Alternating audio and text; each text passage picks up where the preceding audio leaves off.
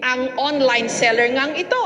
Nag-trending ang biro-biruan ngayon. Naninikip ang dibdib ng ilang mga nobya at misis sa pinapanood ng kanilang mga karelasyon.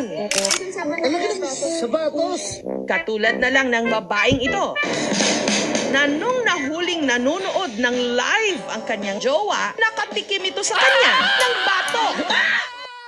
Gayong ang pinapanood lang pala nila ang pagla-live selling ng babaeng ito. Ayan. Na nagbebenta ng rubber shoes o hindi kaya relo. Pero ang views umaabot na ngayon ng milyon dahil daw sa kanyang revealing outfit. Sinasabi nila, strategic ko lang daw to para makabenta. Pero inaamin ko naman, siguro, oo nga, kasi talagang ganyan ang boobs ko. Kasi pinaglihi ako sa sayote. Kaya pag tinitignan nyo, mukhang sayote talaga.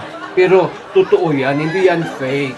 Tuntong ng alas 5 ng hapon, si Steph live na Sir Joel, sige po, yours na po yung sayote. Itong sapatos.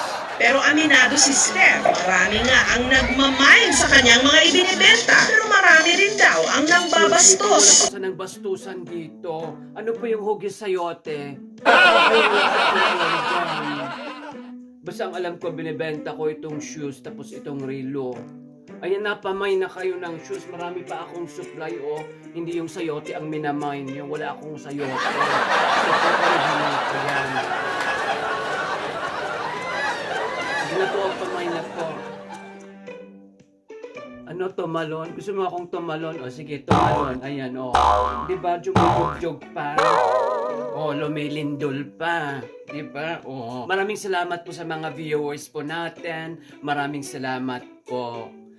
Ay, naku, nagkadikit na.